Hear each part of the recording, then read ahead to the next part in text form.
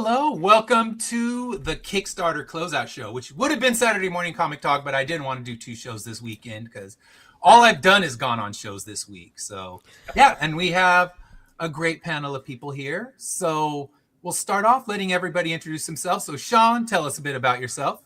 Sure. My name's Sean Barabor. I am first started out as a comic book inker, then turned into creator in general. Now I'm also a horror author, a father, gamer, and just all around busy dude.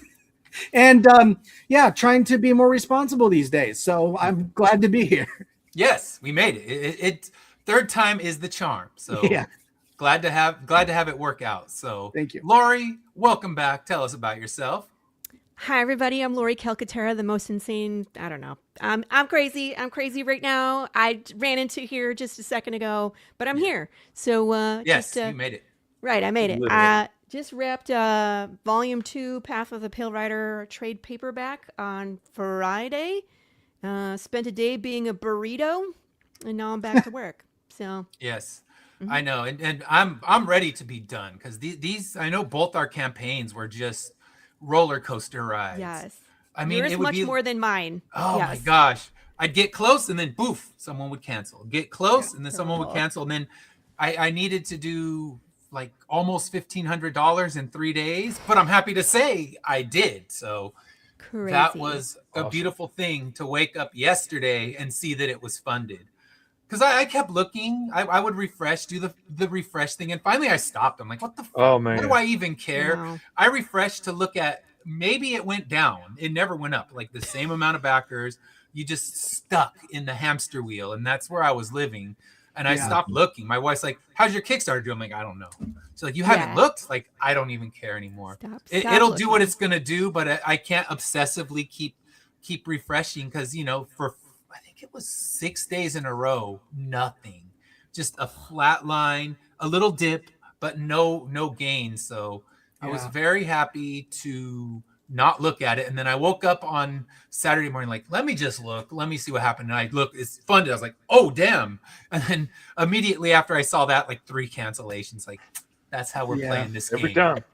It's been really weird this time through because even like when my backer count has gone up, the dollar kind of came down a little bit. So I've been having a weird set of anxiety of celebration, like, ooh, like a whole lot because it's doing this. Yes. The back and Nobody forth is going in right now and be like, you know what, let me throw on a few more add-ons. It's all like, you know what, maybe I don't need that extra t-shirt after all, and taking it off. And I have my main guy who came in, and he's the one I waited out for because he's a big CGC guy, and CGC books can definitely push things over the edge. And someone took my CGC tier and then canceled it. I'm like, great, that would have been his tier, but I had some good CGCs as add-ons, so he grabbed those.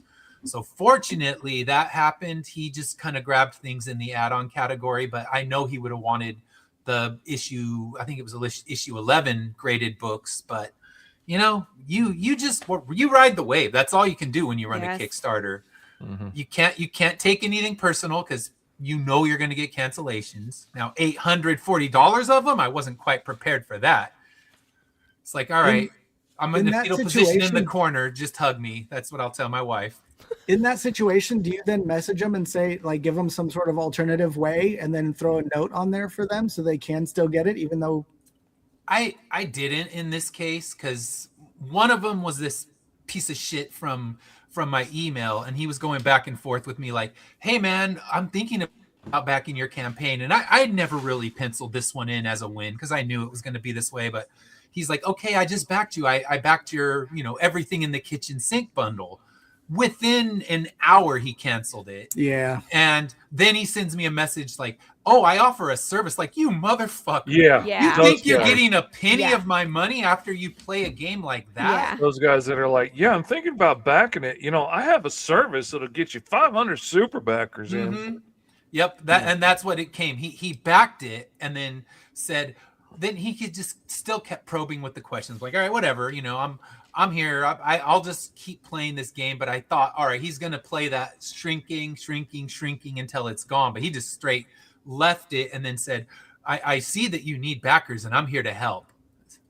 It's like, yeah, that was. I think I would need less backers if you stopped canceling your shit. Right. Yeah. cancel a $350 pledge. I might have been okay.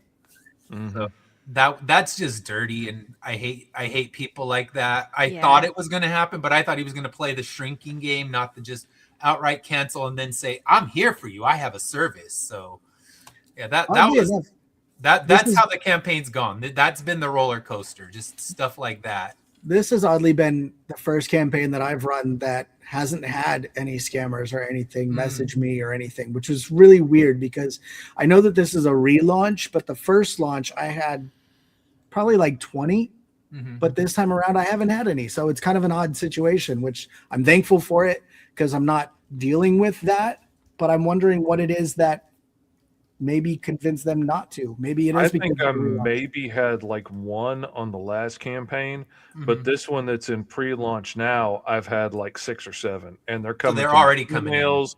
They're coming to my direct messages on Facebook. They're coming everywhere now. Man. That's how I got them on this one. Not really through Kickstarter. I think Kickstarter might be cracking down on people doing that kind of thing. Yeah. So. Hey. So I think Kickstarter might be, marking them as spam. So I got them all to my personal email, and I'd say 80% went straight to spam. So I never even saw them until I was checking my spam folder for a legitimate email that went to the wrong place. And yeah, it's like, oh, they're here. They're just getting sent straight to the spam folder, which is good. I don't even need to see them, but over 20, when it's all counted, most of them got there. And then a lot were sending messages through my website, like, oh, you have a new contact, and all of them like, I'm here to boost your campaign. So all that nonsense. What's up, Gray? Hello, hey, Gray Wolf. All right, so Fish, we've already gone off track, but that's how we do it here. Already. So tell us about yourself.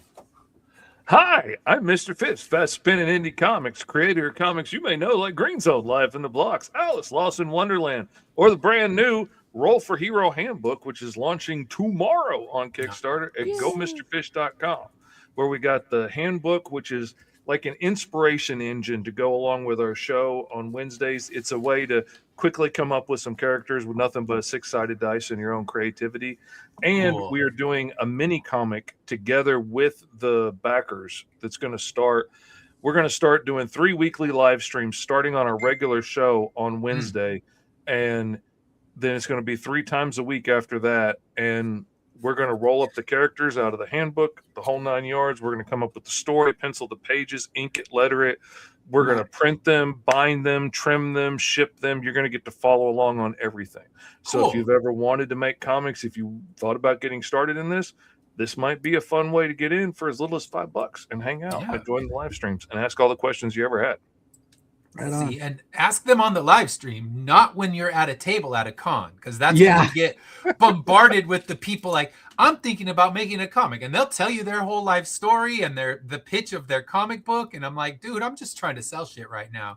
But on your live stream, that's the right time and the right place. So go on there, bug Fish on his live stream where he's welcoming you. And that's honestly, what it's there for. It's there for you to ask questions, to hang out, to little things. Like, I forget when I'm doing this all day long how some people just don't know how some of the like standard tools in like Clip Studio work. And all the time I will do something just that seems normal to me, and they're like, wait a minute, how did you do that? Like, why are your lines so smooth? Oh man, you can adjust the sensitivity and the the correction on the lines in here. And man, that's all right, Sarah, let me tell you something. Sarah.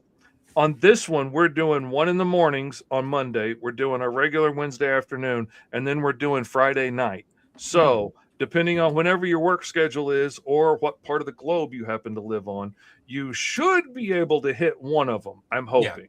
Yeah. And we did that on purpose so that we can try and give everybody a chance to get in.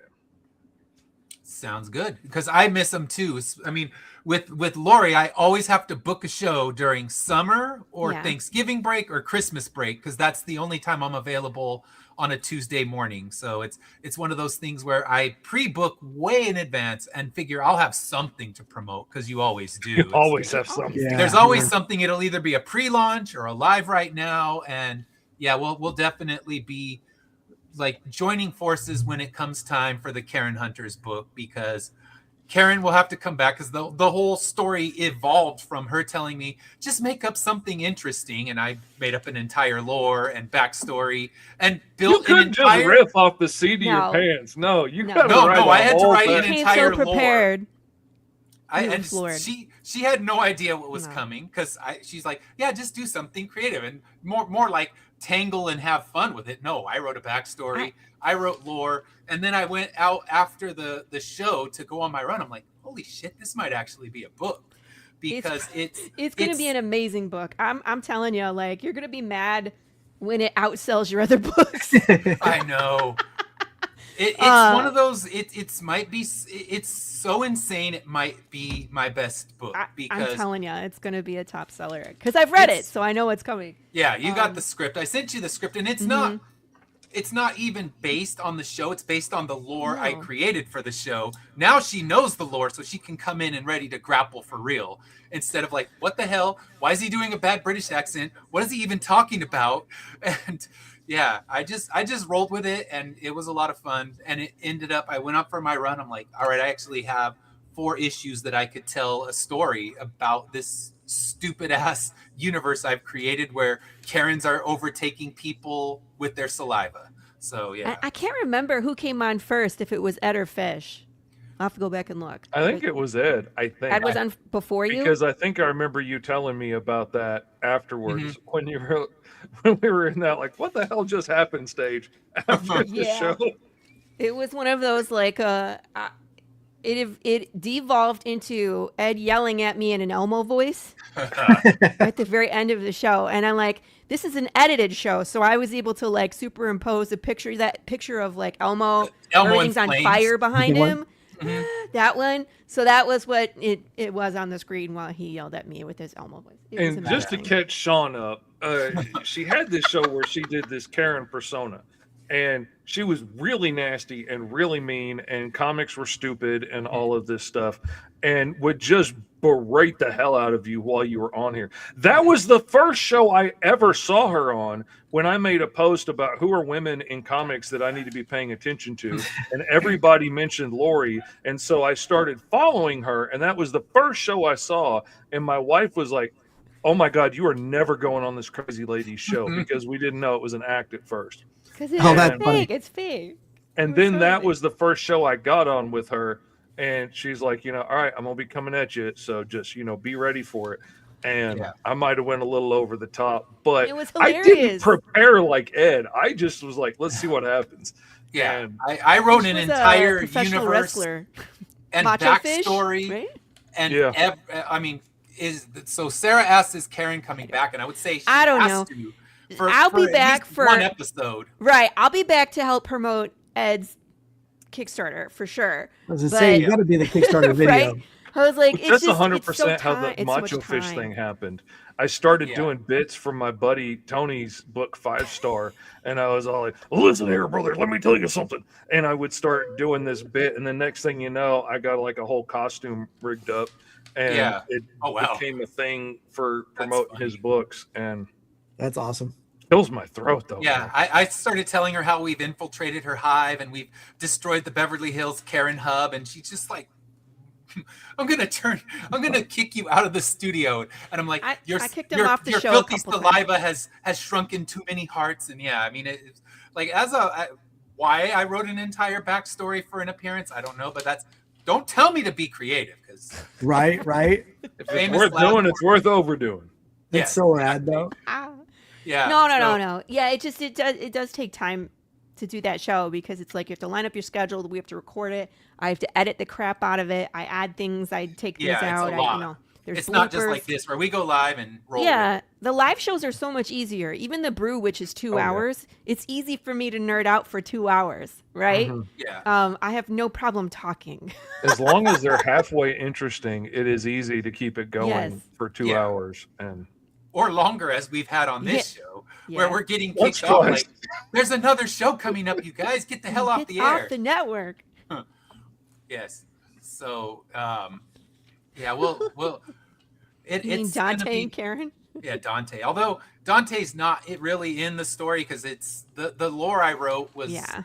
well, everyone's a demon essentially, and it's going to be wild. It's kind of, if you like Ash versus Evil Dead, something along those lines, and some of the grossest scenes Oh my I've God, ever. Karen's a deadite. Yeah, It's basically. pretty gross. It's Yeah, pretty gross, one of the man. grossest scenes I've ever written with the. I was the- like, I don't want to even spoil it. Just read the book and you'll find You went out. there. It's gross. Yeah, I sent her the image and she said she was eating dinner. I'm like, I was, and I was just like, I'm not even gonna open this till I'm done eating because I know what's coming. yeah, I'm gonna wait. yeah, because you had read the script, so you know what's coming. And yes, it'll be 4 issues of complete insanity. And I don't what think was it's the actual like Karen from our show in his book. It's just kind of like the lore behind the Karens. So Yeah. Karen Needlemeyer is not in the book. So Dante's No. not in the book either. But it's just like the fact that there's Karens, and that's where the That's lore how is. it began. Yeah, Yeah. the Karens are all infested with demons, and they spread through saliva, and that's why they didn't want to wear masks during the COVID era. So, yes, I overthought it, but I think I love it. So, it's all good. That'll be next coming October. My colorist is actually working on it right now. Karen is the king of Karens. Karen is the king of Karens. Is she Karen Prime, as they call her in the book? Maybe. Who does live in Texas? I gave it that. Oh. So our last surviving Karen hunters are going to have to travel to Texas and try to survive. Good luck. Just so happens to live in the hometown of Needlemeyer mayonnaise. I you know, know. Yes. right? That's funny. Hilarious. All right, so we have a few books before we even talk about mine, because mine I'm just gonna Why? keep track of the time of the book. We are at 41 minutes in the countdown, and it is funded, so I've been able to breathe for a couple days, kind of, as I watch people back out and just like, no, yes, oh, and it's like the ups and downs of any Kickstarter. If you've ever Oh, run a man. Kickstarter, be prepared for grief and happiness, because you get a Those- mixture of both. Those That's the last one- few updates are the most stressful thing to me Uh-huh. because, like, you know, you want to tell people, like, hey, we hit this milestone or this stretch goal. But then as soon as they hear, like, we hit a stretch goal, some people are Someone- going to be like, oh, you don't need my money anymore. And they're gone. Yeah, Yeah. we're made it. I've been really bad. I've neglected the updates in this one. I've sent one, and that one was like, "Come on, people, let's go. We need some damn backers." And But I like how you can just send updates to the followers. Mhm. And so I was pounding the followers, and I Mm. was really nice to the backers and not harassing them and just being like, we broke this, we broke that. But all those followers, I was like, look at all these things that we broke, and where are you? Because you could take advantage of these. If Okay, you jump in that's now, you smart. get all this great stuff, right? I need to do Yeah. that. So that's where I was sending my messages to. I got to do that next time. This one, I just I didn't send enough to the followers because I found out late, and then we had a huge family emergency this week that really made it hard to even keep up. Because I was saying, like, when we were doing the Wednesday show for the music, I did all my prep in car rides driving back and forth to my dad's house. So Oh gosh. I've never been that unprepared, but luckily we had a big panel and we can roll with it and talk shit about Twilight easily. So that's kind of where it went. But yeah, from Tuesday on, it's been crazy ride. But I'm here. We no, made it. get out. Yeah, I didn't even network realize was you there could before separate Karen. your updates for followers versus backers. So that's maybe something I need to tap into. Like, I don't know, immediately after this. Yeah, You're I'd like say so. right now while we're waiting.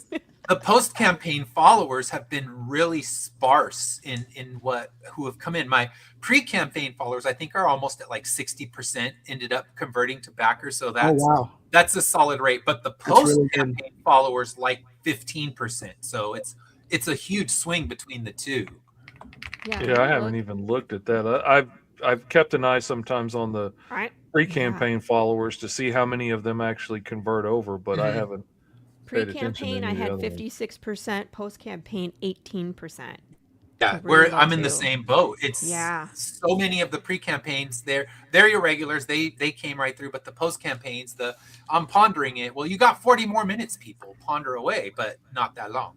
Did you drop the link in the chat at At least? this point, flip a Oh, coin or let me something. do that. Let me I get was all like, the you links. should at least let people You're right. post the linky loo. You know, we Yeah, just started talking, and there we go. See, my pre-launch, I have a 47% conversion, and my post-launch only a 20.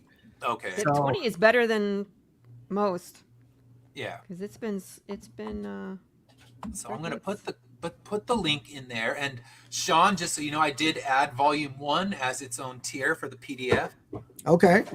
So that is available for anyone else, because it's funny when you go through a campaign, people will message you, or you'll get told, like when you're on a show like this, I would have bought this tier, and you just didn't think about it. And that's when I didn't think of as I need volume 1 and volume 2, because a lot of people, they're not ready to dive into the entire series, but they'll buy volume 1. they do. Yeah. That's what I'm hoping. I'm hoping we get a little rush, but honestly, I'm funded, and that looked like a dream when we were doing the Wednesday show and we were like 1,500 away. I thought, is this going to be the one? But my people came through in the end, so thank you all for anyone who backed. I appreciate it a lot. So you know what I'm going to do is I'm going to pull up Sean's campaign to start. We're going to we'll save mine till the end because we'll wait until it's closing out. It's at 37 minutes, so we'll do Sean's because he's live. We'll do mine, and then we'll do Fish's because Fish is in pre-launch. It's launching tomorrow. I got another pre-launch. Holy cow. Oh man, Lori don't play, man. It's I'm been not ready. We're actually redoing. My artist had started issue 13, and we're restarting everything. It was just not what I was looking for, and he's like, okay, you know what? I mean, taking on so many roles just in itself, like you might have started with the same plan, but by the time you end up, there's too much. It is, and that was one of the interviews I did there. Right. So I keep trying to think of a way to, like, you know, hold up a blue card or something when something really funny happens, so I would have something to look for as I'm scrolling. Yeah. Or You should just like itch your head, like run your fingers through your you know hair. how much I fool with my beard and scratch my head and stuff with my ticks already? That would never work for me. Could be like that. What is that? every time something's good, just hit the 2 buttons for a quick screenshot and then go back and pull everything out. So that might be man, if you could get that screenshot to also have the time in it, like at the yeah, bottom, like time stamped. That would be there, perfect. you'd So be golden. I think I'll try that because I mean, there's some shows where you're like, all right, there's not much that you can fish out for clips because you get a panel of guests that just don't have much to say and you're pulling all the weight. But then there's some where it's just like, oh damn, that's amazing.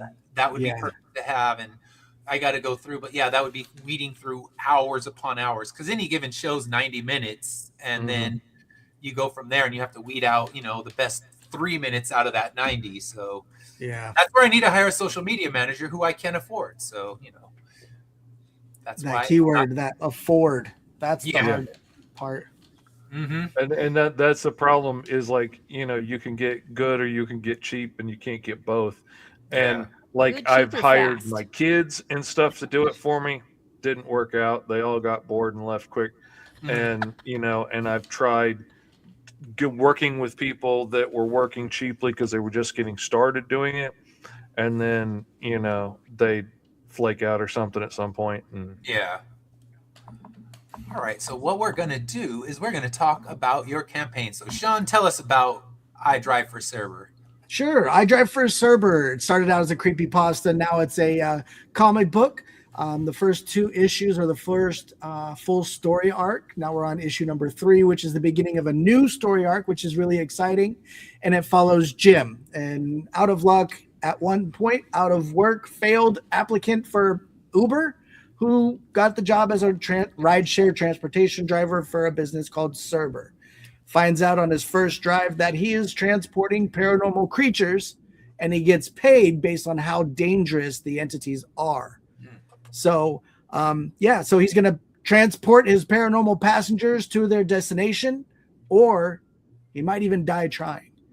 So it's a lot of fun, a lot of dark humor in there. So if you were a fan of like the Supernatural Scooby-Doo episode, that's kind of the vibe that you're going to get. You're going to get your Monster of the Week feels when we have multiple entities in the book. They are researched. So like when in the issue 1, we had Slender Man. So if you'd like the creepypasta, they give tribute to the originator from Reddit. And then we've got a Kelpie, we've got an Ogre, we've got a Skinwalker, a Wendigo. Then we move on to now having the Goat Man and even Yuki, which is based off of Yuki Onna from Japanese folklore. So nothing's hidden. And so like if those are interest to you, you're going to find plenty of that stuff here. And there's like I said, issues 1 through 3, or just issue 3 if you want to start just now, that's totally fine. But there's all kinds of cool add-ons. We have the actual Cerber driver card as a reward. We have those ad stickers, the holo foil there. For anybody that gets the physical backup tier where you're catching up with all of the issues, you're going to get a random chance, 1 out of every 10 backers, to be upgraded to a variant cover. And it could be 1, all 3. And if we had enough in the last little bit, might even go with the all metal cover that's glow in the dark, which is super rad and super fun. So a lot of fun. We get the drawn in tiers. We got original artwork. And if you guys are familiar with some of these awesome creators out there, besides myself, there's also Kyron Silva, who provided the pencils for the book. Danny J. Quick was on letters. And then we have Michael Woods, who was on colors. And all these guys did a fantastic job. Really, really did. It looks great. I love the art of this. I love the premise. It's one of those ones where, it's just so cool that you're driving around the supernatural creatures. It's just a fun take on that. It was a really cool experience. It actually gets at conventions and stuff. It gets a lot of attention, and actually sitting down at a convention, it caught the attention of Tim Vigil, who actually pulled me from my booth to go sit at his booth so he could actually go through it. And he gave a actual pretty in-depth review and some tips and things to work on, which was pretty rad little moment for me because I'm a huge fan. I don't know if you can see the Faust comic there, the hardback trade, but it was pretty rad. Yeah, that's amazing. Those are all going to be available. I know a bunch of other creators had pitched in to kind of help, and those are all just unlocked as we fund. And then we do have the Antibodies, the I Drive for Cerber theme song, which right now just exists as the instrumental that they did and provided, so I can kind of help with the marketing of it. But if we hit that stretch goal, I actually get the song, even with the completed lyrics that are out there. So hopefully I'll get to bring that home and we'll hit that stretch goal. So pretty excited for that. Yeah, awesome. Great. Oh yeah, international shipping.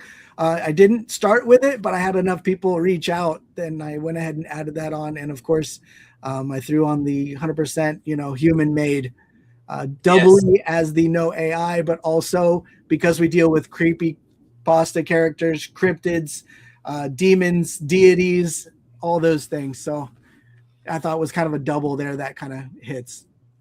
No crazy demon brainwashing in the writing or anything. No. It's good to know. Written by humans, not demons. That's right. It wasn't written by a passenger. All right. So I'm putting that link right there. I got my pledge in. How does that Wendigo, does it fit in the car, the Wendigos? He's actually, okay, so I'm totally for giving spoilers. So in issue 1, Jim, he picks up the ghost of his sister that was murdered. Oh. And she was murdered by this Wendigo. And so he's actually the bad guy. He actually doesn't get a ride, but in issue number 2, there's a big face-off battle between Jim, Borg, which is our ogre, and the Wendigo, which is Wade. What a jerk. Yeah. Wade. So super, super fun. Okay. So I will pull mine up now. We have 26 minutes left. So do it. The final countdown. Yeah, I put that in my story today. I had that, and then I had the "Don't You Forget About Me" on my other one. I read on both my accounts, so I'm like, all right, I'll put them up because yes, the final countdown, and it was a lot less stressful than I was Friday night. I was just Show a final picture of you walking into the sunset with your fist up in the air. Yes. Thank you. I appreciate that. I was very happy because it was this. I was really excited to see that. Anybody who's been watching it, it's been. I was worried. I was down. worried too. I was like, "Dang, this is gonna sting." And I'm glad. My wife kept giving me the optimism because that's her side of things. Thank goodness. If it was two of me in the room, we'd be in a rough place. But she's the optimist, and she's like, "Come on, you know your people will come through. They always do." And she's giving me all these happy pep talks. I'm like, "No, you don't understand. This one it's dismal." And we're at San Diego Comic-Con, and of course, no one's buying anything because San Diego Comic-Con is the talk of everything. So I'm just negative. She's like, no, trust me. Then Saturday morning when I woke up and showed her that it had funded, she's like, see, you just need to believe. I'm like, that's not going to happen. The next campaign, I'm going to be in the same exact place and you're going to have to pep talk me through. But at least there's one optimist in the room because two of us, that would not be good. Yeah. By the way, AJ, I've been watching you draw.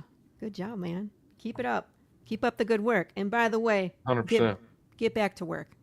Yes, this was the first campaign I got multiple messages from people like, thank goodness, I was worried there. It's like, you were, imagine where I was. You know who I felt like? I felt like John Westhoff.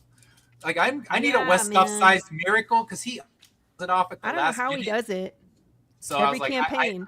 I need a Westhoff miracle, and I got one. So you know what? I can say I got whatever John Westhoff, whatever magic beans he has, I got a little bit of them in my campaign. Yeah, this is the only time I've been messaged by like 5 people saying, dang, I didn't think this one was going to happen. But yeah, and I also have exhausted all the lifelines of my family. They're going to be like, leave us alone for at least 3 issues now. We're done. I'm nervous about this one for me because it's so different than everything else. Yeah. All right, so let's take a look at Immortal Era 12, which has lost a backer since the last time I looked. So there you go. The ride never ends. Mm-hmm. But it's still funded, so that's the thing that makes it good. And we're at 133, so that is always amazing. When you get over 100, that is a great feeling. Yeah. So let's see here. Did yours end up cracking 100, Lori? No, I was like 30 people short from my last trade. Isn't that crazy? It's a bad economy. It's not a great time for comic books when gas costs you so damn much. Well, in California, I don't know about you. You Texans got the better gas deal than we have. Yeah. Still crap, but you're not paying $5.15 a gallon. Yeah. Our gas is like $3.80, I want to say. Jiminy Christmas. I wish. Texas. I'm in California too, so it's painful. That's going to Costco to get it at $5.15. So you got to get that. You have to have a membership to even get that. I'm lucky. I live right next to the native gas station. So nice. So you got a little bit better, not good. Yeah. No such thing as good in California, but better than the garbage everyone else gets. So Immortal Era, if you don't know, it's about a world 200 years in the future where death is broken. So Lori and I, we have our sister stories. It's like they are related when we thought we had something that no one else thought of, and then we found someone who thought of the same thing. But that made us like immediate best friends. We're like, we're best friends now. Yes, because we write the same concept just in a way different way. So it's not like, if you've read Path of the Pale Rider, you don't need to read Immortal Era because it's way a whole different approach. And if you read Immortal Era, Path of the Pale Rider will give you a whole different take on this where everyone's become immortal, but not with any kind of powers or abilities. So they age, they get sick. One of our characters is a decapitated head in his non-bloody version because Kickstarter made me take that one off.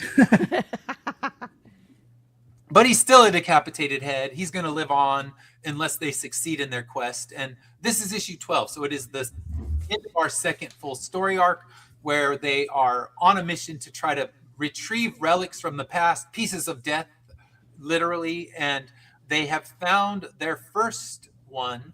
And now they're trying to get the second one, but things are going wrong. So all of our characters are trapped in different situations and trying to get out of it. And this issue is the one that I promise has major repercussions for the world. I've sneak peeked a little bit of the art so we know something big's going to happen.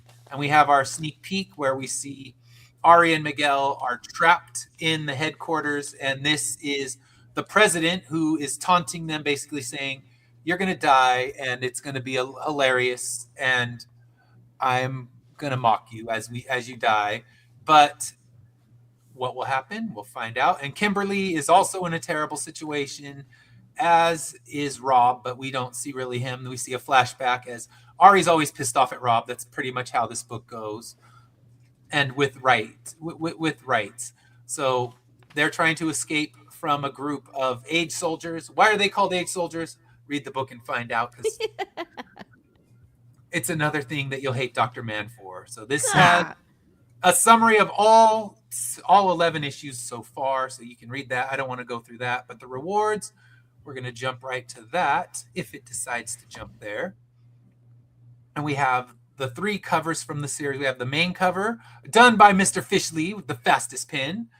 That's a sexy looking cover right there. It is. And you know what? The crazy thing is, you nailed the characters' personalities so well, where you like it. People would look at it and think it was done by Caesar, because you just have their personalities down so well. That was me. I was like, Fish did your main cover? I was like, but those are your... Oh, I see Fish's style. But he's right. I was just like, these are the characters, right? Mm-hmm. I'm just so used to seeing them that way. Yes.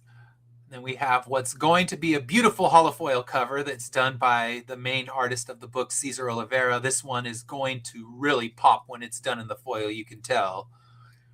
And then this is our variant cover, which is it's an homage to the variant of Corruptor #2.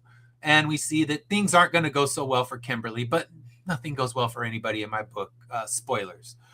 So if you think it's going to go well, it won't. But this one is double campaign. So we have the trades as well. So we have the hardcover, which will be this one, and the soft cover. Here's a closer look at the hardcover in the same color scheme as Volume 1 to kind of make it look good, kind of a nighttime scene. And then the soft cover, or the hardcover, looks entirely different because my colorist really nails the different vibes. When it's down in the underground, it's all the earth tones. So you get your oranges, your reds, your browns. And then when it's up on the surface, it's a lot different. So I love how both these covers came out. You can also get add-ons of the different Cthulhu books. I have volumes 1 and volumes 2 available. And pin sets, graded books. A lot of the graded ones are sold out, but the graded tier became available again. So if you wanted to get all of the issue 11 graded books, you can grab those in here. And then some shirts. This is our newest shirt. There's a total of 17 shirt designs. So I'm going to send you all those and you can pick which one you want. But this is our newest one, which has the soft cover trade cover on there. And then some other different add-ons, but we won't go through all those. But we will, because it is not too late. Go into our collaboration. So if you back this and you go back, get a late pledge of a physical cover or a physical anything. I mean, you could buy a hot sauce and it counts. Anything from Lori's physical tiers, you'll get a double-sided metal card. The first one came out beautiful, so we know it's going to be good because there are 2 covers that are going to really pop when they're done in the metal. So yeah, it's not too late. As long as late pledges are open, you can... I have late pledges open, but hot sauce is not. Okay, so you can Usually get... it's just books that are on the late pledges, because hot sauce I have to, like, make flavors. Make to order, yes. And I'll pull off shirts from the late pledges, too, because once everything Really? closes, I have to send them in. I get them made to Oh yeah, I order. know. Yeah, I don't do, like, most of the merch that I have to custom make, I don't have on late pledges. So Yeah, books, the books are there. So order books and you I can pull get one my of these shirts cool too, medals. just because I want Yeah. to be able to get that stuff ordered in one big order and Yeah. pay shipping one time. And It's better That's to the order it in Yeah, bulk. I have to pay shipping to get them done, so it's just I'll send in the order after the surveys come in, and then you just hope that the people who order shirts actually fill out the survey, because I've had a couple times where I had to go look at their Facebook to determine that looks like about a large. So I'm just gonna send them a large of my favorite design. So Yeah. please do. I don't think I've ever had to do that. I've had to track them down on Facebook. I like, wouldn't "Excuse dare me, guess. give me your size and what shirt you want." Because, like Ed, I have 17 shirts. So Like I've every had time somebody shirts- orders something smaller than a 2X, I'm like, what human being can fit in this tiny little shirt? And then, like, you know, a friend of mine ordered a small, and I was like, is that for your kid? And he's like, no, it's for me. And then I see him wearing it on TikTok. I'm like, how do you fit a rib cage in that shirt, dude? Oh, that's funny. All right. But then I'm a giant, so But sometimes you can't tell from like this. You know what I mean? I had no idea Ed was like. I figured I could see that you're a big guy fish, but I had no idea how tall Ed was until I saw pictures of him at a Comic-Con. He's as tall as a banner, and I was like, "Oh, wow. he's tall." 6'3", and I got some pictures with Rogo. He was at San Diego Comic-Con, so it was good to meet him.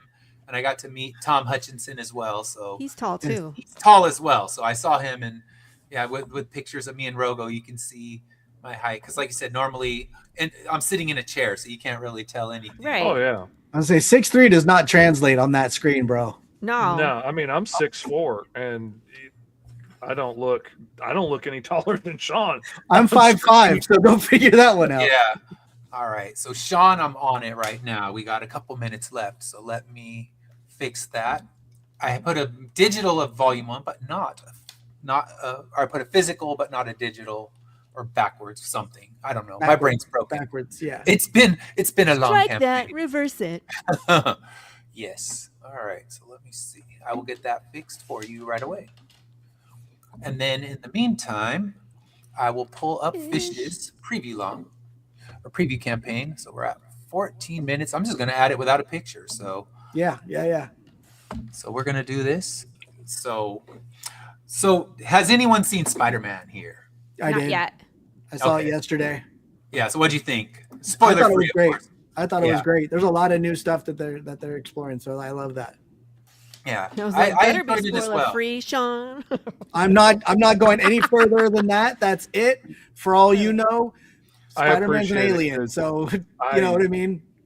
I was I've looking already for seen tickets. more in the commercials than I want to see. Like I like being surprised. There's freaking spoilers right on TikTok. Before the movie, the week the movie came out, they were like, this is the fight with the Hulk. And I was like, what? Why are you doing skip? You know, like, that's too soon. At least let it come out before you start spoiling things, jerks. Yes. Did you watch Spider Noir at all? I haven't watched that yet. I liked it. I really enjoyed it for what it was. Yeah. I mean, I liked it. I would have given it like probably a 4 out of 5, except for the amount of Nick Caginess that is in it.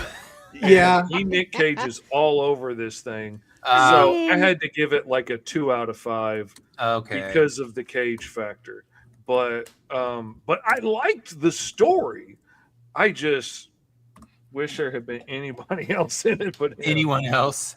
Well, they did that because he was the voice in the He was animated. Spider-Noir in this. I get it. But he just there's no acting. He's just Nicolas Cage now. You know what I mean? Like he's one of those actors that he's the same in every movie. I think it's his yell, his scream, that thing pulls you right out of it because I can't hear it without seeing Face Off, or you know what I mean? Yeah. It's just that. But and once I found out like his whole like school of thought around acting is basically to act as hard as you possibly can all of the time. Yeah. You know, and is trying to reach new depths of how hard I acted it. That now I can see it everywhere in everything that he does. Yeah. And like Adam Sandler, Christopher Walken. Like I have a hard time watching movies with those guys in it sometimes if they're outside of their element. Like Dune, Christopher Walken is the Emperor, and I was like, this ruins it. You know what I mean? Like you can get lost in that movie with the actors that are in it, but Christopher Walken, as soon as he starts talking, I'm like, I'm out. same thing with like John Malkovich.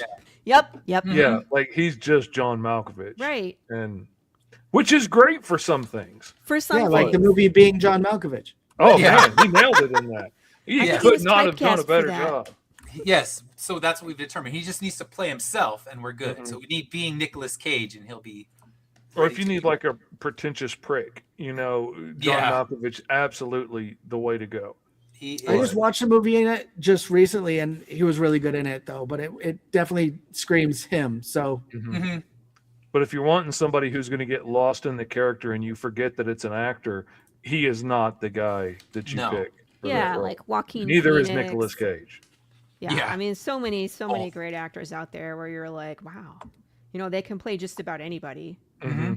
And so many roles that like I'm like, there's no way that's the same dude that play. But like you look at the pictures and you're like, oh yeah, that's 100% the same guy that played all this. It's just he's a completely different person in each role, and that amazes me.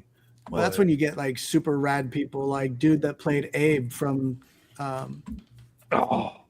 You know what I mean? Yeah. Oh yeah, yeah. He is Tall, skinny Ron dude. Yeah. Perlman? he is a different Mhm. character entirely in every single Mm-hmm. movie he's in. Yeah, he really he reinvents himself. Where some of the actors, like even great actors, they just get in a rut and they just start Yeah. being the same thing every time. I mean, Tom Cruise is just running action hero for everything now, and you know he has range. He's done movies with where he needs to have it, but now he just doesn't need to have it anymore to Yeah. make running money. and running. Yes, lots of running.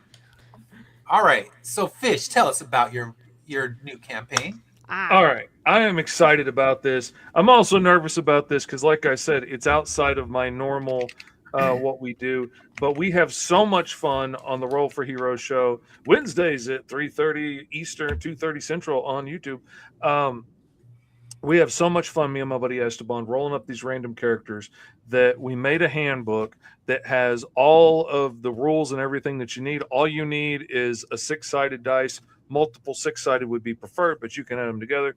And you can roll up things like your alignment, your motivation, what your origin story is. Like, are you an alien that got lost on Earth that has these powers of whatever? Are you a failed experiment from a mad scientist? Like, how did you get here? And then you roll up your powers, and we create random characters and draw them on the show. Everybody has a great time. We have a great bunch of loyal followers that are always fighting to be the first one in the comments every week. And so the handbook is a fun way to get to do this at home. Yeah.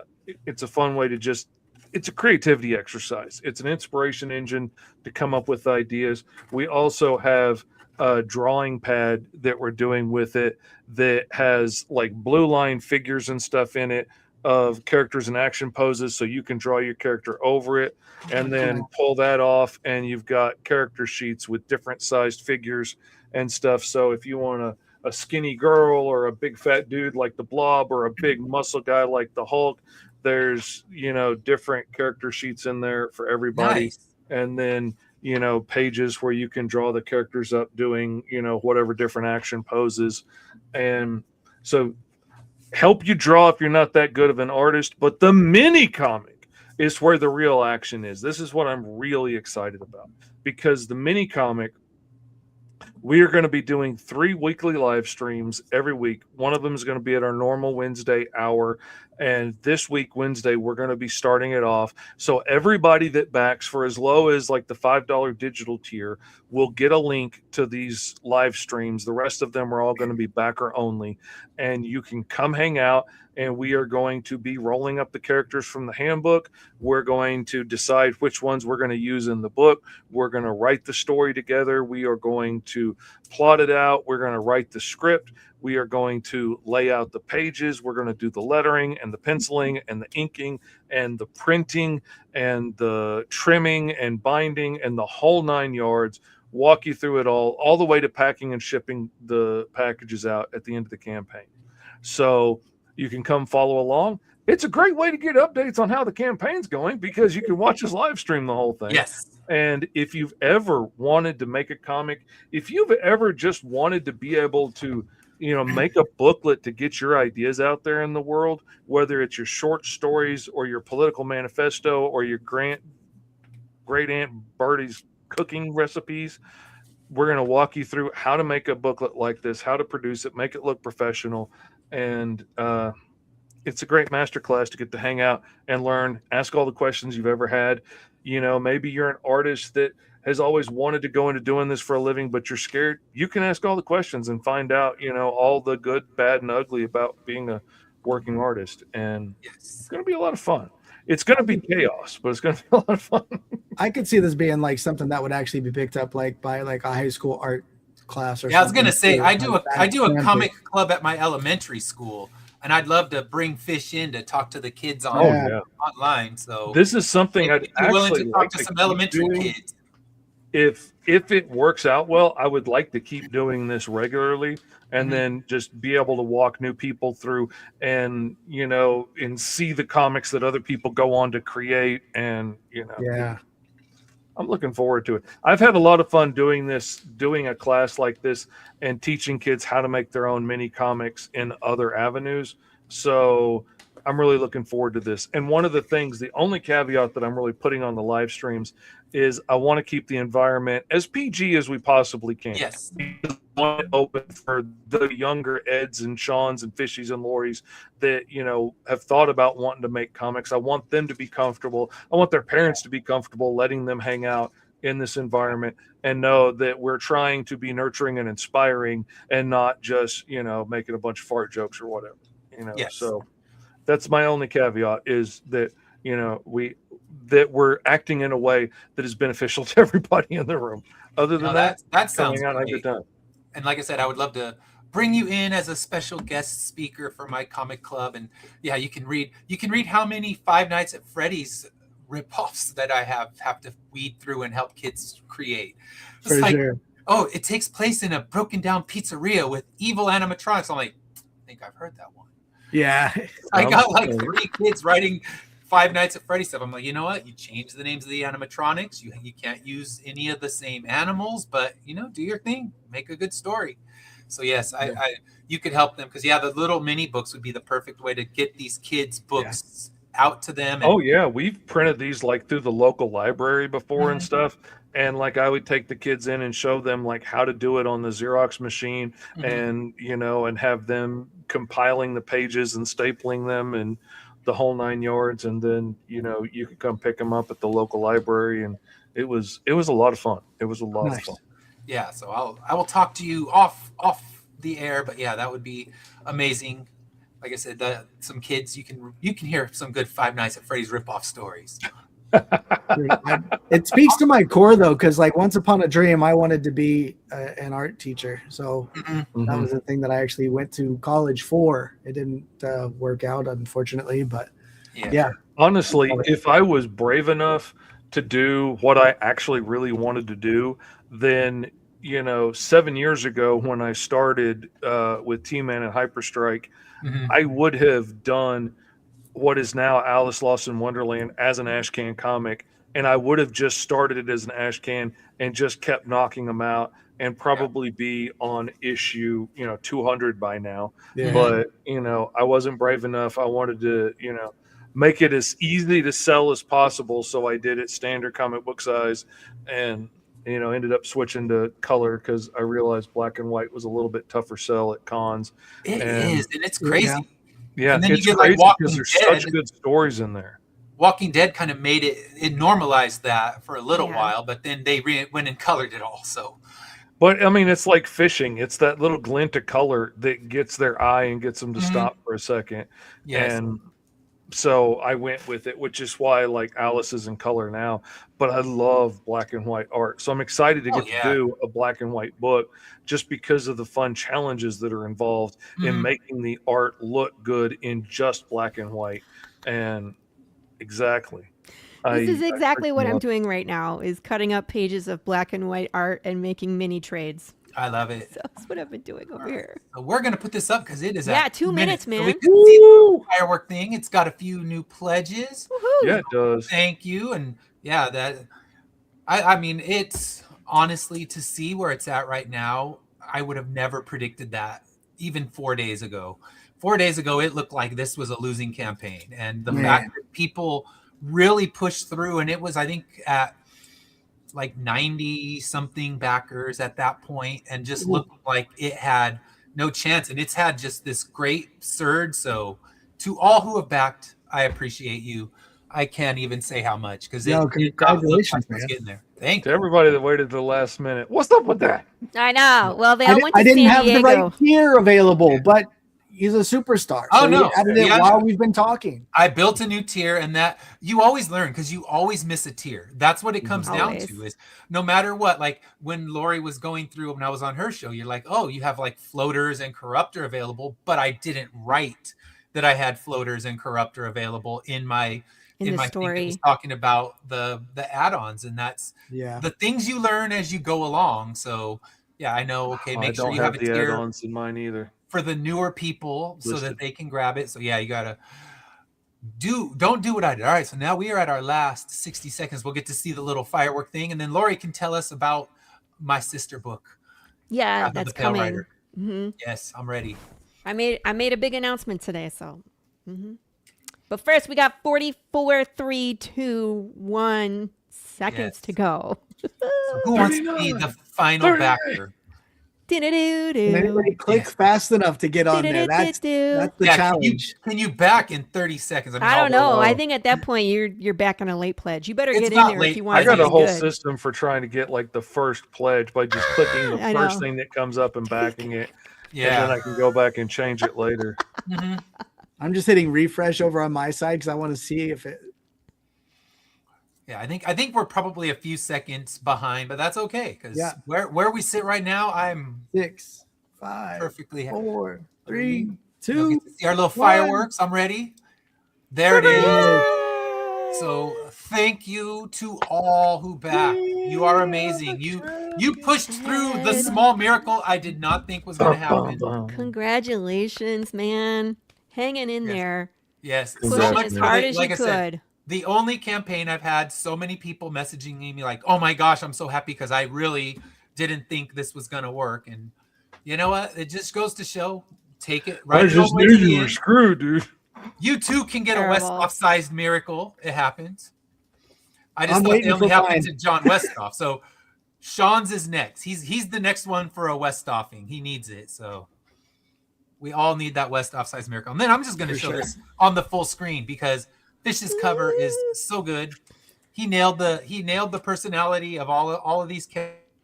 And they're walking away from an explosion, which I just love that shot. It's like that song, right? Good guys don't look at explosions.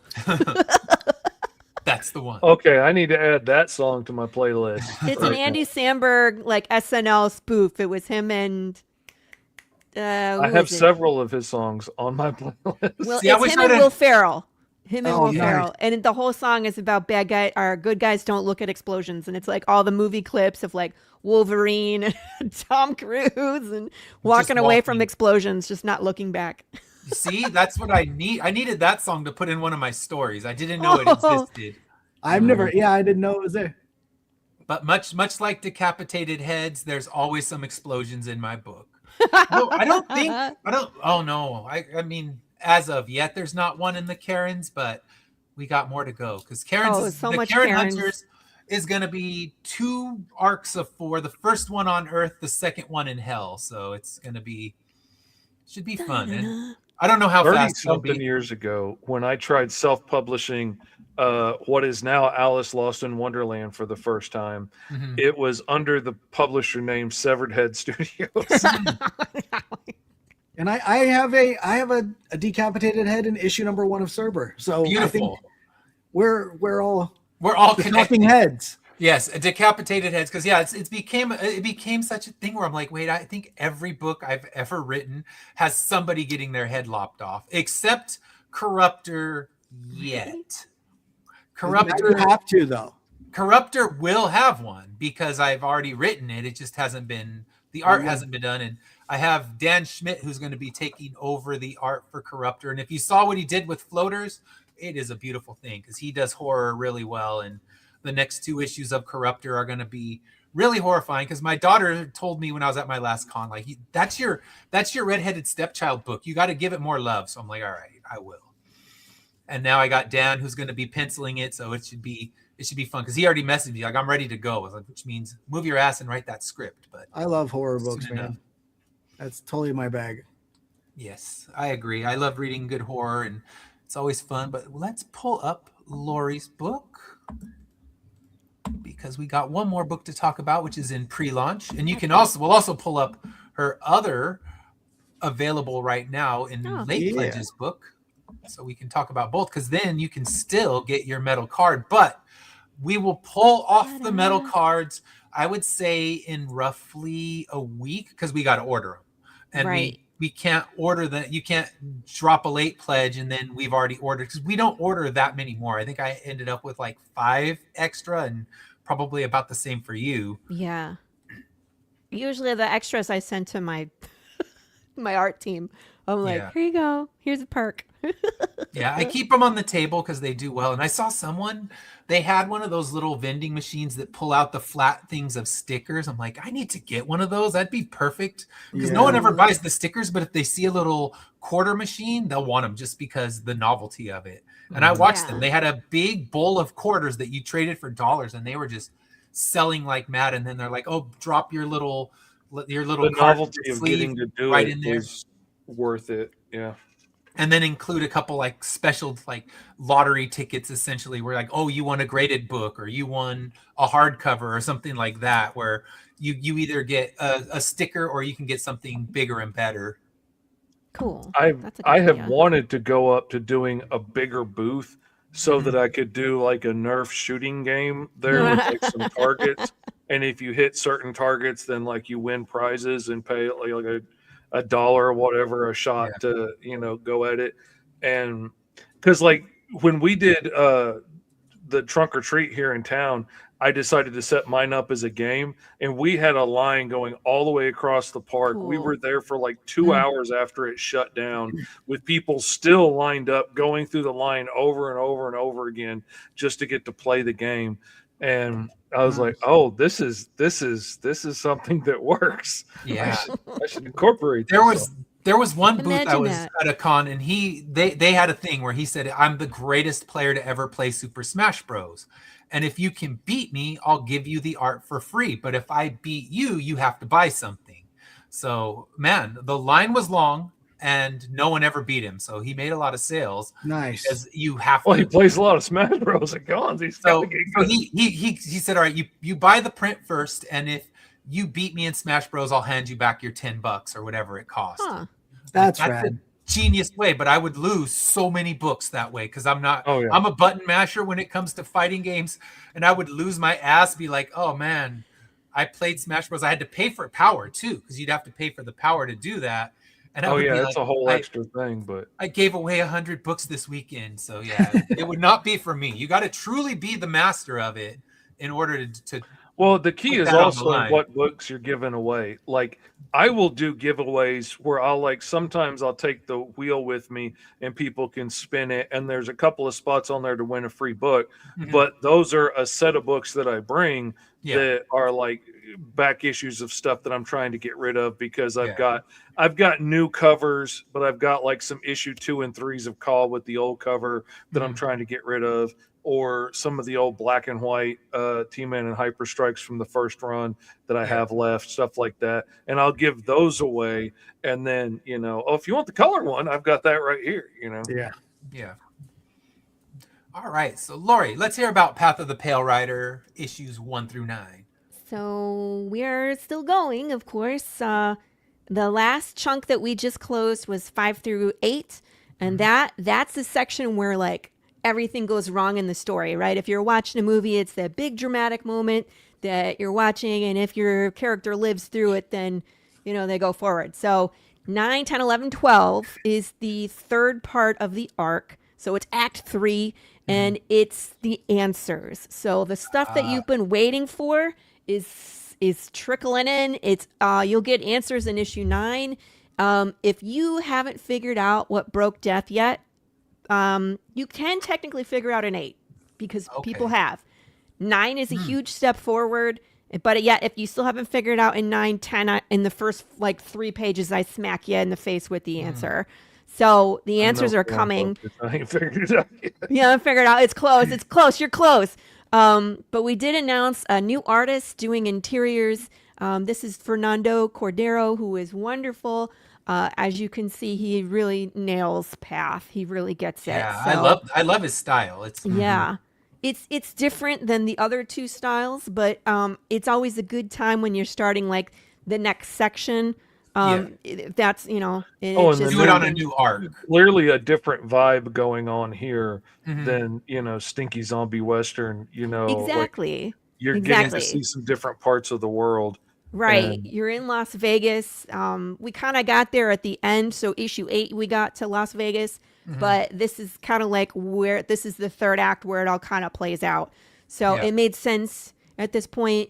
Gilbert Perez is incredibly busy. I don't know if you've been watching his social media, but he made a bunch of big announcements recently. So he's obviously moving on to bigger and better things. So Fernando was wonderful. You can see what the interior pages look like in this book. And Fernando's going to be with us for at least 9 through they move. 12. So Nice. it gets really this issue is like really dramatic. Like there's a lot of conversation with a lot of answers, but the emotions run high. Yes. And then of course the last page is killer, like I always do. So this is a wild ride in issue number 9, and then it keeps going. So I'm ready. I'm here for it again. Yeah. Because she brought in, because both our books now have cannibalism, which Yeah. it's big in Immortal Era. In fact, Dr. Man, I guess kind of spoilers for an older issue, was cannibalized. And my cannibalism does not come in platters. So, yeah, you no, know, mine came with like a nice buffet. yeah, they'll tackle you and then just gnaw on your leg. That's Yeah. how my cannibals are. Right. They're not they don't wear fancy clothes and shave their beard and piss off all the audience. Yeah, we did that. Right, as you can see, Jude is clean shaven. Everybody's like, oh. Yeah, We've killed children and puppies and Yeah. horses, and people are the most upset because his beard is gone. But don't worry, his beard will be Beard up back. and Cowboy. yeah. Yeah, I was like, give us a couple more issues. His beard will be back. Things, Yeah. you know, Lori Calcaterra, things blow up all the time. So this is Yeah, going to Just be one no of the bugs different. comes in from nowhere. It's like Yeah. I Yeah. don't know if you remember when there was a Wonder Woman issue where they gave her like a pixie cut. And the God. collective lost their minds. Yeah. And of course, as they do, because the internet loves to piss and moan about things. But yeah, like 2 issues later, she must have the fastest growing hair in the world as well, because all of a sudden, You know that book I haven't read in 20 years? They just pissed me off. how Right. dare they? Because That was it. That was it, right? It made the Any news. press is good press kind of thing. It was in the news, like Wonder Woman with drastic new hairstyle, and everybody lost their minds and, you know, demanded that she have long hair again, and then she did, and it's just like, wow, this is what angers us nowadays. Yeah. Oh, and Ed, I wanted to say my character that is ahead is coming. Ah, So yes, for people that, because I know I really enjoy Dr. Man only because he is a head that still talks and does terrible things. Well, my head character who does terrible things is on the way. So you got to have one. If you have if you have a book with broken death, you need a decapitated head I just think to so. show it proves that you mean it. Yes, no Right. one's gonna die. This head, he will live through it. it is so Everybody funny, wants to like, be Krang, man. they're the Yeah. worst. These two are the worst. So Yeah, Just I mean, makes me Dr. laugh. Man's trying to redeem himself. mine But, doesn't. He's just terrible. Dr. Man, you think he's redeeming himself, and then he tells a little bit more about his history, and you're just like, damn, you suck, man. How every time he opens his mouth and tells a story about the past, and I'm like, see, this is why nobody likes you. Just This is keep why you adding, don't have any friends, man. keep adding to that tally of how bad he is. I think when anything bad needs to happen, and it's like, well, Mr. Man did it. Yes, it would have to be him. He's the one that did it. Like, of course he did. Yes, because his big thing in issue 3, I lost readers because it was too dark because of what Dr. Man did, and It was they were pretty like, bad. it was. I don't say it was light, but it was one of those things where it's like, damn, that they said that's where it got too much for me, and I said, oh, Mm-hmm. you know, just wait. Issue 9 will offend you even more. I'm ready for it. And then there's the chicken farms. So, well, See, I don't know. I think 3's still worse, I but think three is really bad. just yeah, I won't spoil it, but yeah, I think 3 hits a little harder than the chicken farm, which does hit hard. I'm not gonna say it doesn't. They're both terrible. But that's why Pretty I much. love your story, is because it's like, here you are cheering for these, you know, the underdogs in the story, and then you find out like how terrible this world is and how much harder they really have to work to put things Yeah. right. put it right. And Yeah. it's traumatic. But again, this is what we do. We write traumatic stuff because if we wrote boring stuff, nobody would read it. Yes. And my wife yells at me anytime I talk about the book. She yells at me about one of the upcoming things in the book. She's like, you can reconsider. It's not too late. You haven't actually published that yet. It's like, it's going to happen, and I apologize in advance. Man, that must be nice. Because my wife has bought every single book I've ever put out. She's backed every Kickstarter. She has not read nary a single page. What? Ever. Yeah, my wife worked as editor until she got in her car accident. I'm jealous. So she was editor on the book, and then she got in this terrible car accident that made it so she couldn't look at a computer screen for months. So I had to bring, and that's when I brought in Chuck. I brought in Erin Dowan for one book, and then Chuck, and then Chuck's kind of stuck with me, where she's like, Chuck's the best. I love she's Chuck. like, it's cool. You can run with Chuck. She's still, I mean, even though she's not credited in the book, she still goes through the final edits with everything now that she can actually look at a computer screen and not end up with a splitting migraine. So Poor let's. wifey poo. I had to apologize to Chuck because That's the trade. Yep, that's the trade. We're going to show that real quick because it's still on in issue late 2 pledge. of Green Zone. What? Okay. What about Green Zone? Chuck came in for that one. He did number 1, and I got somebody else for issue 2, and I had to apologize to him because he didn't do anything wrong. I absolutely love Chuck. I work incredibly fast, as most of you have found out. And, and sometimes Chuck would take like 2 or 3 days to get back to me. And in Fish World, that's 20 years. It is. Yeah. I've learned this. Yes. My brain can't take it. So I yeah. had to find people that could get me edits back quickly. And TS That's one of the hardest things is to getting like schedules later to that align day. with a lot of things, especially with partnering Yeah. with people and having a crew of people that are involved in making the comic books when you're not doing it by yourself. Totally. Mm-hmm. Yeah, So because I what have was to this? tell About our a story. week, Fish? On what? For this cover. I think about a week.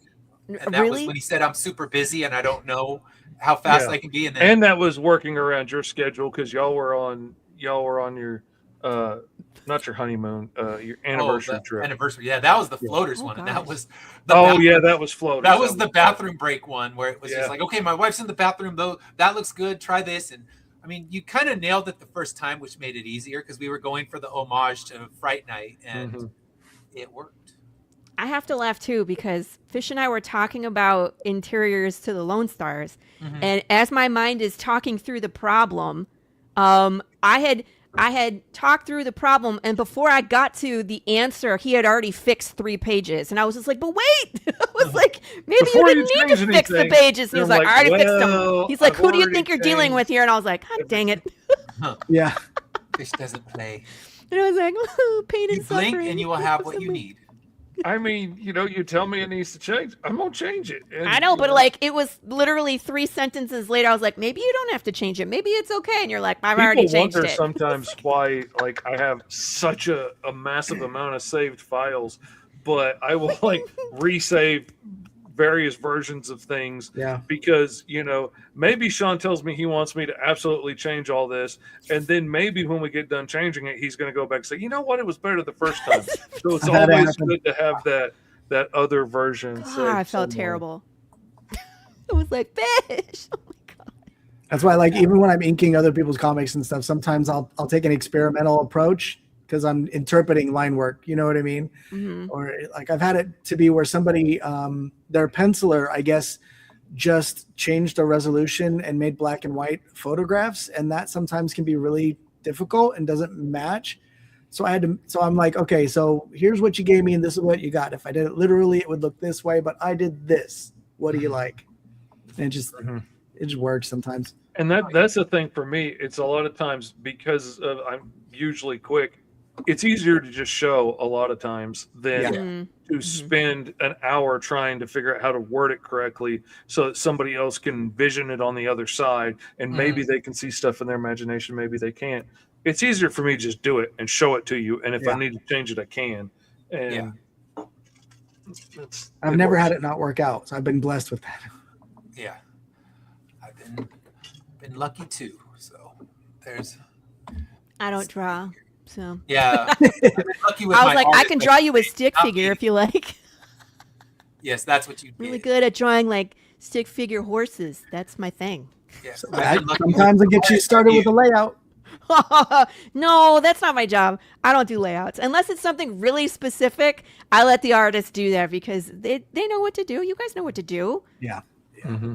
I don't want to be that person that's like, wrong, do it again, wrong, do it again. Oh, I'm not that only person. once in a while. I that was issue 13. That was the only time I've ever done that. I'm like, oh man, I feel bad, but in the end, it's my name sitting on that cover. So it's yeah. And if you're gotta be paying Yeah. for the book, it needs to be what you're happy with in the Right. end of it. Well, there's still And- that for sure. And I mean, like, there's been a bunch of times I've sent art back where I'm like, there is no room for dialogue on these pages. What do you think? Yeah, Like, Mhm. like you have the script. Like, you see how many words need to see go how here. wordy this thing is. Make room.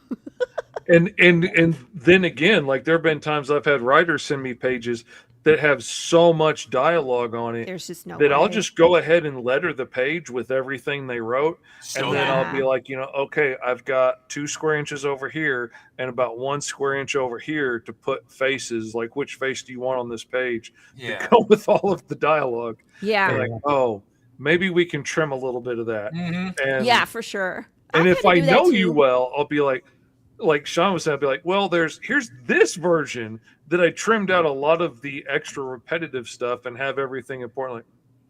Like, okay, let's do that. That one, exactly. And I mean, when because I letter for people too, or like Mm-hmm. when I get like a whole page of dialogue for one panel, and I was like, I love you, but you're killing me here. Like, this ain't gonna fit. Yeah. Like, can we play with some of the things that are in here, maybe reword or look for, because if you're using the word like extraordinary and like, you know what I mean? Like, maybe we can describe it with shorter words so we can fit them. Yeah. Right, or they stack correctly, because when you're like, you end the sentence with Don't extraordinary. begin and end a sentence with like 12 syllable words. Yeah, and I'm like, I Just can't don't stack do that. that in Yeah. a round like balloon that doesn't look. No. Yeah. So I mean, you make it work, but I write differently now because of all the time I've spent lettering. Like Yeah. I think about my dialogue and put the big words in the middle now yeah, of the sentence just so Or- it looks better. because I'm the letterer in my own book, so I make changes as I go. When I get the art, Yeah. and I'm like, this doesn't not going to work, Lori. So I go and I change Yeah. it. So that was the whole reason I decided to learn lettering, is so I could do that. Dude, Yeah. oftentimes it's harder to write for a comic book than it is for a novel, and I found that out. And that is such Oh, a yeah. weird thing to say. Oh, yeah. because Oh yeah. With 'Cause you don't have to make Novelizations, you get to just free form. all the words you want. No worries. Yeah. Mhm. Oh yeah. This right, so- is the last campaign. Yes. Ta-da! It just ended, but there's late pledges. This one over here, and Campaign. yeah, there we go. So, ta-da! So get the trade. So I- it's I- 148 pages, and so it's the 4 issues plus bonus material. This is the interiors by Gilbert Perez, Matt Chambers on colors, myself on letters, Rachel Bullock is our editor. Really, this is like the funnest section of the first kind of like arc, where it's wild and crazy. Like towns burned down because of huge swarms of flaming bugs.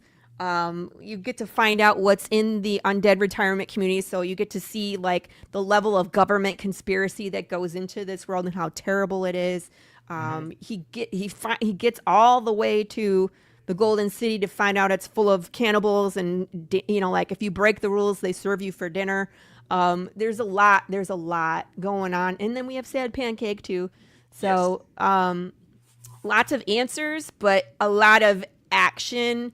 And it's terrifying. And do I kill a main character in it? Possibly. You have to read to find out. Not Lori. No. Not Lori. She doesn't kill puppies in her story. We treat our characters with utmost respect. I drink your tears on purpose. So Yes. the book is already formatted. We're getting a proof probably next week. So just to make sure everything looks good, but everything's ready to go. I just got to wait that 2 weeks for the funds to come in for the print, and they're on their way. So I already sent out the surveys so I can start working on the merch, because I predict that I will get the books before I am finished with the merch on this one, which says something, We do have a sticker, which I've ordered for returning backers. It's this 2-inch, you know me, I love these scratch and sniff stickers. I'm reverting back to my childhood fish. What can I say? I had a sticker collection, didn't you? Mm-hmm. Yeah. I So had this- lots of stickers that I never put in anything. No? I just like this year started putting stickers on things in my life. I Well, I had a finally was like, collection. I have stickers from everybody I know, so I started putting them on my laptop. I very That's quickly cool. ran out of room, like 2 Yeah. layers deep. So now I'm putting them on my superhero mugs that I have by Yeah. my chair full of pens and pencils, and they're getting covered up very quickly too. Yeah. Oh, they go quick. I put them on like Yetis and water bottles and that. Yeah, kind I of use stuff. them on my water Family. bottles. My work water bottles are Mhm. loaded up with people's stickers, and yeah, I look back at my childhood, and I had Garbage Pail Kids that I stuck, and I had those NBA stickers that they did like in 1986 that I stuck, and like one of those Jordans is $1,000, and I had it sticking on my damn folder. Oh my So, God. do I have regrets? Yes. Yeah. Yeah. I'm like, I thought I was cool. I had a peachy folder with a Jordan sticker on it, and I watch those on eBay sometimes and just lament. What did you do? 10-year-old you sucked. Terrible. But these smell like patchouli. As That they came should. from I guess one that's of. the smelliest thing you can get. I mean, it's probably a hippie cat. It's a hippie cat, yeah. I mean, like this cat has no business being cute, but it is. I don't know what it is. It's adorable. It's little adorable, but its guts are out, and I think it's the cutest thing. Its name is Flapjack. I mean, come on. So you'll see that we have this warped sense of humor here at Path, and we have more undead pets too. So Yeah, we already had What is Sad it? Pancake. now, yes, we have Sad Pancake. So we have a plushie, but we have inside the book, the bonus material, we have fan art. We have the variant cover kind of gallery. We have there's extra journal entries from Jude St. Clair, which are really good because it's what he capybara? thinks. There is that we call him No Cap Capybara because his skull is missing and you can see his brains. The goat's name is Glenn, by the way. If you know, you know. Yeah. Did So- all these little guys sell out? There was one set left, but I'm going to give it to a certain backer who always gets like they're over the top. You know what I mean? Okay. They didn't add one on, but they always spend big dollars on my campaign. So, going to her. So, I know those Yeah. guys. I get it. Yeah. there's the plushies that people were knifing each other for. Yeah, in those the went comments. fast. I think they were gone when we were doing our launch show. There was nothing left. 5 minutes, they were gone. Yeah. Holy cow. We were sitting there talking about them and like, never mind, they're sold out. They're sold out. There's always Maybe some. do a There's always plush. like one hot item on my campaigns. Like I'll put exclusives on there, and these went like the last campaign. It was people were knifing each other over. There was one mug, so they knifed each other over the mug, and then it was the bear suits, the Big James onesies. People were knifing each other over those. So See, I got to Yeah, figure out a got that good right. cost-effective way for that. I You know really what? wanted to do like one of those stuffed pillow wrestling buddy guys from the 80s of Yeah. the Mighty Caw. I was really trying to find a way to get Etsy. it printed on fabric so I could sew them myself and stuff them, oh, sew it yourself. but I couldn't find something cost effective in Like time. these Very Yeah. cool. Etsy. They came from Yeah. China though, just so I had a everywhere. Ted DiBiase one. They still weren't bad. I remember those. Yeah, what were they called? Were they slam buddies or something like yeah, that? something like that. Those little- Speaking of pillows, I had a body pillow cover on this campaign as a joke, but 4 people got it. Nice. Because it's a body pillow cover with Jude St. Clair on it. okay. You never know. You never know. I just And like, you this is never know what hilarious. somebody's gonna. It's what's gonna totally sell. a joke, and no one's gonna. 4 people got it. You just can't tell. I mean, the more merch you have, the better off you are. I That's- so never bad know. want to do that poster of the map from Wonderland for Alice as a blanket, but I Yeah. have to do like so many of them to get it down to a decent price. That Yeah. I'm like that would have to be its own Kickstarter. The blankets, because I did blankets, you got to watch for sales. So, like, I get a lot of my prints and stuff from Snapfish, and they also do blankets. But if you watch, wait for them to go on sale. Like, I think they had one where they were 60% off, and that's kind of where I bit the bullet, and I got like 5 of them, and I put 4 on the Kickstarter. You know, Okay. then you can make them cost effective because you're right. Because if you put it on there, I'm like, this blanket's $300. Like, no one's getting that. Yeah.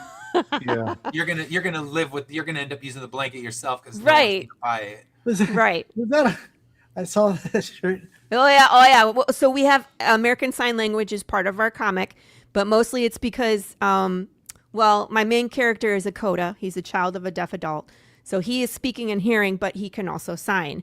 That And was so you see him most of the time interacting with the world, just being sarcastic and calling people's names. You know, like calling them douchebags and stuff while they're playing poker. But it's just it's important part of the story. But yeah, he's just a sarcastic bastard. So yeah, that's part of it. And my mom has this shirt. I was like, you're not allowed to wear that to church. Thanks. Oddly enough, my 11-year-old daughter would want to wear that shirt. That's funny. Just don't wear it to school and get in trouble. Like, don't get me in trouble, please. I think you could hide it in most of the time because they wouldn't understand it. But yeah. Right, because we don't spell it out either. Like, there's hand spelling out POTPR on the shirt, but like we don't explain that he's saying bullshit. Mm-hmm. So, but yeah, we got a ton of beautiful shirts. You can wear a Path shirt every day of the week. So, Yes. a lot of fun. And I, like Fish, make my own shirts. High five. Nice. I wish I did because mine cost a small fortune. Yeah. I got to order poker cards. We unlocked a ton of stretch goals. So there's a PDF bundle, which everybody has contributed to, which is super cool. I switch out, like I take some out, I put some in every time something new. 5x7 prints of Lola, the undead bandita with the heart of rot. She's great. I love her. The slice and dice, I'm going to murder a papaya at some point. I don't know if it's going to be these two hands or whatever weapon you guys choose. Coffee hard candy. I know. It's just what happens. I unlock all of these things, Sean. 2-inch foil stickers. I might do vinyls. I'll have to look at that. And I got to order these. Unlocked or no? It's not coffee beans. It's coffee hard candy. That one is unlocked. I think they are unlocked. Because I've got my coffee beans, but like I've only got so much, so I've got to. I know. It's just for like one cup of coffee. Make one cup, basically. You want more coffee beans, is what I'm hearing. Yes. I guess I absolutely want more. I want to do a whole. Next campaign, I'll put them back up. More coffee beans. Bring them back. I want to do a whole bag of Path of the Pale Rider coffee to have with my morning brew on, to drink on the show. That's what I want to do. Like a whole bag. I don't know. We'll see. We did unlock the acrylic bookmarks as well, so I got to order those and get those started. So there is the lovely team. Check out Matt's mustache. Ta-da. Thanks. Love his mustache. He was a colorist for me on a book too. It's pretty rad. Yeah, Matt's biography, he just wants me to copy and paste the same bio every time, but his resume is huge. It's much better than what he just puts in his short little. Yeah, it's huge. The stuff that he puts in there is like maybe a third, a quarter of what he's actually worked on. But he's just super humble. He never wants to be on screen. He never wants to talk. He just is so happy to just sit and color your stuff. He loves it. So... Oh man, talented. You know how happy I would be to just sit and draw all day. I know, and not have to be like, "Hey, it's your Uncle Fish." I know. Do this whole bit. I mean, I enjoy it. I obviously will sit here talking for hours with you guys, but I would, if I could just sit and draw comics all day. I know. I'm with you. There was some collaboration. This one is still live. It was the duty files. I think it goes for another couple days. This one. With Sam Vera is the last one. And so you could get a print from there. And of course, our 2-sided metal card. There it is. So the rest of it's just like, I have to spend money. A week for that? Give them? Yeah. Because we got to send that in and get the order started. Yeah, I would say a week max. Because they're going to do my foil book as well. So they'll be doing both those things. So I have to go through my final lettering draft, so that will be this week, hopefully. Who knows? Yeah, I think once you're ready to go to print, we turn those off. That's it. Yep, sounds good. Once we send in the order, then turn it off. But it's not too late right now. You can still grab a late pledge and get it. But We have the links for all these. I'll also put a Facebook post with links to all of these campaigns so that you can check them out. Let's get Cerber funded. It's close. Yeah. Give him a stressless end of his campaign. It ends on my birthday. I'm really hoping that it does well. So let's get that final birthday present right there. That's amazing. I always guilt people on my birthday. It's my birthday. Go back Oh my man, project. I'm always running a campaign on my birthday. And a couple of years ago, my son and his wife got together and put my campaign over the line at my birthday party just so I could quit stressing about it because I was like beautiful $80 away or something from hitting goal. And that was really sweet. Yeah, that's the worst when you're dancing right there and then it's a little back, a little forward, a little back, a little forward, and it never quite gets there. But yeah, my birthday's in December. It's 3 days before Christmas, so I would never run a campaign on my birthday. My son's is Christmas Day. Yeah. I'm begging for people not to can't get nobody come to a birthday party. You can't get nobody come to a birthday party in December, period. Oh yeah, try it on the 22nd was just as bad because they're like, oh sorry, we're doing this, we're doing that. We have a family Christmas party, so my daughter's son birthday has it even worse. Is December 7th, and even that early, you can't get anybody to come to a birthday party. Yeah. We've hosted like when they were little, like at a jump play, like the trampoline park, and people say they're coming, and then there was like 4 kids that came, and we had 20 pizzas, and I was so mad. Oh man. Oh yeah, his first birthday, we got like 5 people to come, and like he doesn't know this is for us to celebrate that he's alive. And that the couple that couldn't have kids had a kid. Like we just want you to come celebrate with us and rejoice with us. I don't want anything from you, but they wouldn't come. And we did it real early in the year in December to make it easier on people. They still wouldn't come. No, I know. A lot of times her birthday party's in January. Sorry, kid. Yeah, honestly, it's a rough. As someone who grew up with that, I mean, now I'm an adult. There's no birthday parties anymore. But when you're a kid, you want all this. You want them to come out to Chuck E. Cheese or any of that kind of thing, and they're just like, sorry, we got fill in the blank. The part that kills me is the malleability of a child's mind. Because like we tried so hard every year, like, we could do a half birthday and like right as the school year's ending, we can invite all your friends from school and they could come spend the night. We could do pizza and we can, do all the fun stuff that your brothers get to do. No, it has to be my birthday or it doesn't count. And then like right about the time he hit 18, something in his brain switched and he's like, yeah, I always tried to get my parents to do a half birthday, but they just wouldn't do it. Like, come on now. The story is not true. So hard you wouldn't listen. Like, I'm gonna throw you out the window right now. You better recant that story. Stop it. All right. Well, let's get Sean funded, people. If you haven't backed already, get on there. Fish, we'll get him funded tomorrow. And then Lori and I are going to crawl under a rock and hide for a few days. Right. I was a burrito yesterday. I didn't have to do I was nothing. too. Like I got the video done and everything, and like I'm to a done point. I realize now there's still some more stuff I could do, but I got all the major stuff checked off my list, and then my brain was just like, we're done. We're done freaking out for a little while. You reached that point, and now I want to be a burrito tomorrow, but I have an all-day work meeting, so. Yeah, you got it close, man. You're like, end campaign, go back to work. And I'm just like, I was going to live stream the launch of the campaign tomorrow, and then I got into the doctor, and I'm like, oh, I need to get this shoulder taken care of because I've jacked it up really bad. And so I'm going to the doctor instead. I'm just going to click launch and go. Hey, tell about it later. All right.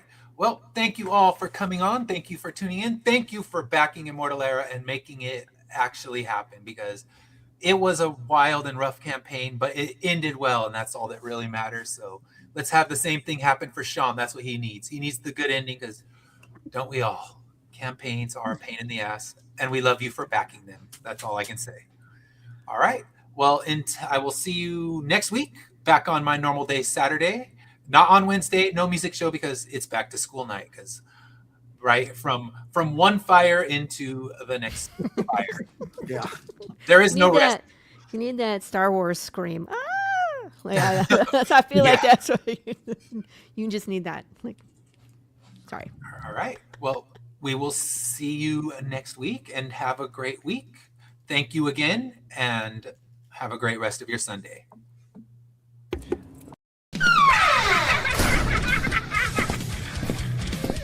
If you missed the live viewing of any Meg production, you can find all our content on Roku or as a member of this channel.